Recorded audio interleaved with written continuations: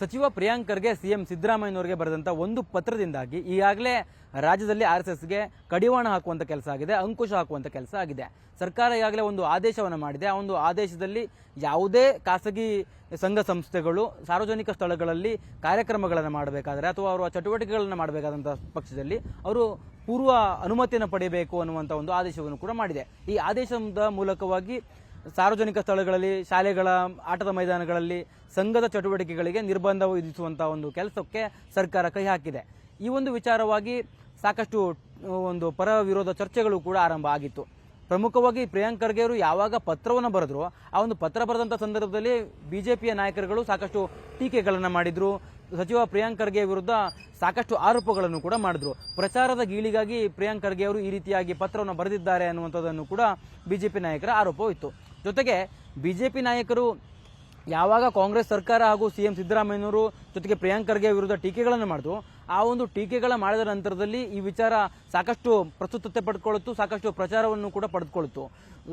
ಅಂದ್ರೆ ಪ್ರಮುಖವಾಗಿ ಕಾಂಗ್ರೆಸ್ನ ಹಲವು ನಾಯಕರುಗಳು ಆರ್ಎಸ್ಎಸ್ ಅನ್ನ ತಾಲಿಬಾನ್ಗೆ ಹೋಲಿಕೆ ಮಾಡುವಷ್ಟರ ಮಟ್ಟಿಗೆ ಈ ಒಂದು ಸಂಘರ್ಷಗಳು ಕೂಡ ನಡೀತು. ಈ ವಿಚಾರವಾಗಿ ಸ್ವತಃ ಆರ್ಎಸ್ಎಸ್ನ ಪ್ರಮುಖರು ಬಿಜೆಪಿಯ ನಾಯಕರುಗಳ ನಡೆಗೆ ಎಲ್ಲ ಒಂದ್ ಕಡೆ ಅಸಮಾಧಾನಗೊಂಡಿದ್ದಾರೆ ಅನ್ನುವಂಥದ್ದು ಕೂಡ ಈಗ ಬೆಳಕಿಗೆ ಬರ್ತಾ ಇರತಕ್ಕಂಥ ವಿಚಾರ. ಯಾವ ಕಾರಣಕ್ಕಾಗಿ ಅಂತಂದ್ರೆ ಪ್ರಿಯಾಂಕ್ ಖರ್ಗೆ ಅವರು ಸಚಿವರಾಗಿರ್ತಕ್ಕಂಥವರು, ಅವರ ಒಂದು ಕಾರ್ಯಕ್ಷೇತ್ರದಲ್ಲಿ ಸಾಕಷ್ಟು ಏನಂದ್ರೆ ನ್ಯೂನತೆಗಳಿದಾವೆ. ಆ ಎಲ್ಲ ವಿಚಾರಗಳನ್ನ ಬಿಟ್ಟು ನೀವು ಕೇವಲ ಅವರು ಸಂಘದ ವಿಚಾರಕ್ಕೆ ಬರೆದಿರ್ತಕ್ಕಂಥ ಒಂದು ಪತ್ರದ ವಿಚಾರವನ್ನು ಇಟ್ಟುಕೊಂಡು ಟೀಕೆಗಳನ್ನು ಮಾಡಿದ್ರಿ.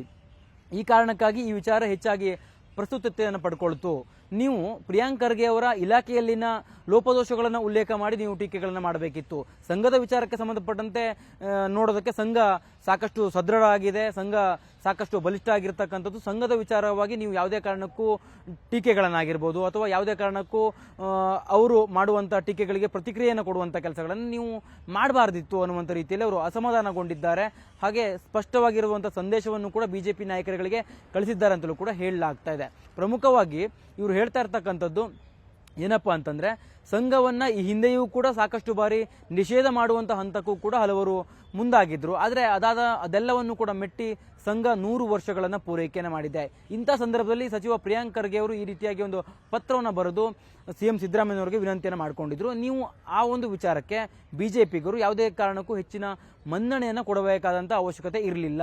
ನೀವು ಹೆಚ್ಚಿನ ಮನ್ನಣೆ ಕೊಟ್ಟು ಅವರ ಟೀಕೆಗಳಿಗೆ, ಅವರು ಸಂಘದ ಮೇಲೆ ಮಾಡ್ತಿರ್ತಕ್ಕಂಥ ಟೀಕೆಗಳಿಗೆ ನೀವು ಪ್ರತಿಯಾಗಿ ಟೀಕೆಯನ್ನು ಯಾವಾಗ ಮಾಡಿದ್ರು, ಆ ಕಾರಣಕ್ಕಾಗಿ ಈ ವಿಚಾರ ಹೆಚ್ಚು ಪ್ರಸ್ತುತತೆಯನ್ನು ಪಡ್ಕೊಳ್ತು, ಪ್ರಚಾರವನ್ನು ಪಡ್ಕೊಳ್ತು ಅನ್ನುವಂಥ ಒಂದು ಅಸಮಾಧಾನವನ್ನು ಹೊರಹಾಕಿದ್ದಾರೆ. ಜೊತೆಗೆ ಬಿಜೆಪಿ ನಾಯಕರುಗಳಿಗೆ ಸಾಕಷ್ಟು ಕಿವಿ ಮಾತನ್ನು ಕೂಡ ಸಂಘದ ಹಿರಿಯರು ಹೇಳಿದ್ದಾರೆ ಅಂತಲೂ ಕೂಡ ಈಗ ಹೇಳಲಾಗ್ತಾ ಇದೆ. ಜೊತೆಗೆ ಈಗಿರುವಂತಹ ಮೂಲಗಳ ಮಾಹಿತಿಯ ಪ್ರಕಾರ ಬಿಜೆಪಿಗರಿಗೆ ಸ್ಪಷ್ಟವಾಗಿ ಸಂಘದ ಹಿರಿಯರು ಹೇಳಿರ್ತಕ್ಕಂಥ ಸಂದೇಶ ಏನಪ್ಪಾ ಅಂತಂದ್ರೆ, ಯಾವುದೇ ಕಾರಣಕ್ಕೂ ಸಂಘದ ಮೇಲಿನ ಟೀಕೆಗಳಿಗೆ ನೀವು ವಕ್ತಾರರಂತೆ ವರ್ತನೆಯನ್ನ ಮಾಡಬೇಡಿ.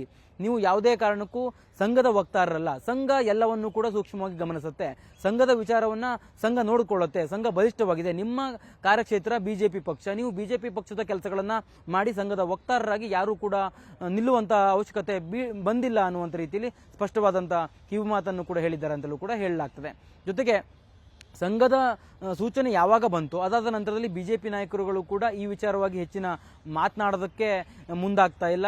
ಕೇವಲ ಪತ್ರಕರ್ತರು ಕೇಳಿದಂಥ ಪ್ರಶ್ನೆಗಳಿಗೆ ಮಾತ್ರ ಉತ್ತರವನ್ನು ಕೊಡೋದಕ್ಕೆ ಅವರು ತೀರ್ಮಾನವನ್ನು ತೆಗೆದುಕೊಂಡಿದ್ದಾರೆ ಅಂತಲೂ ಕೂಡ ಹೇಳಲಾಗ್ತದೆ.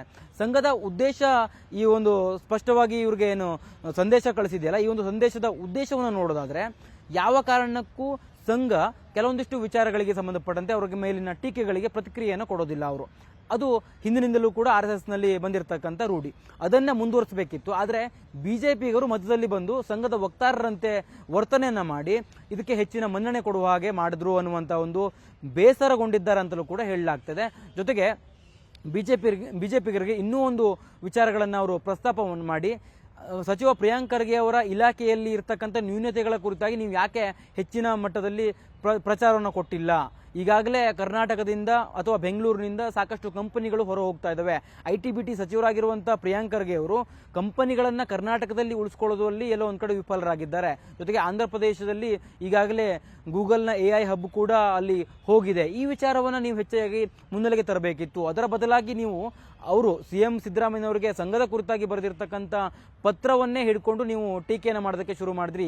ಅದು ಸರ್ಕಾರಕ್ಕೆ ತನ್ನ ವೈಫಲ್ಯಗಳನ್ನು ಮುಚ್ಚಿಕೊಳ್ಳೋದಕ್ಕೂ ಕೂಡ ಒಂದು ಅಸ್ತ್ರ ಸಿಕ್ಕಂತ ಮಾಡಬೇಕಂತಾಯಿತು. ಈ ಮೂಲಕವಾಗಿ ನೀವೇ ನಿಮ್ಮ ವೈಫಲ್ಯ ಅಂದರೆ ಸರ್ಕಾರದ ಮೇಲೆ ಮಾಡಬೇಕಾದಂಥ ಗುರುತರ ಆರೋಪಗಳನ್ನು, ಅವ್ರ ಮೇಲೆ ಮಾಡಬೇಕಾದಂಥ ಟೀಕೆಗಳನ್ನು ಕೈಬಿಟ್ಟು ಬೇರೆ ವಿಚಾರ ಡೈವರ್ಟ್ ಆಗೋದಕ್ಕೆ ನೀವು ಆಸ್ಪದ ಮಾಡಿಕೊಟ್ರಿ ಅನ್ನುವಂಥ ರೀತಿಯಲ್ಲೂ ಕೂಡ ಸಂಘದ ಹಿರಿಯ ನಾಯಕರುಗಳು ಬಿಜೆಪಿಯ ನಾಯಕರುಗಳಿಗೆ, ಬಿಜೆಪಿಯ ರಾಜ್ಯದ ನಾಯಕರುಗಳಿಗೆ ಒಂದು ಕಿವಿ ಮಾತನ್ನು ಕೂಡ ಹೇಳುವ ಮೂಲಕ ಇನ್ಯಾವುದೇ ಕಾರಣಕ್ಕೂ ಸಂಘದ ವಿಚಾರಕ್ಕೆ ಸಂಬಂಧಪಟ್ಟಂತೆ ಪತ್ರಕರ್ತರು ಕೇಳುವಂಥ ಪ್ರಶ್ನೆಗಳಿಗೆ ನೀವು ಉತ್ತರವನ್ನು ಕೊಡಬಹುದೇ ಹೊರತಾಗಿ ಅಂದರೆ ವಕ್ತಾರರಂತೆ ಯಾವುದೇ ಕಾರಣಕ್ಕೂ ಕೂಡ ನೀವು ವರ್ತನೆಯನ್ನು ಮಾಡಬೇಡಿ ಅನ್ನುವಂಥ ಒಂದು ಖಡಕ್ ಎಚ್ಚರಿಕೆಯನ್ನು ಕೂಡ ಕೊಟ್ಟಿದ್ದಾರೆ ಅಂತಲೂ ಕೂಡ ಹೇಳಲಾಗ್ತದೆ.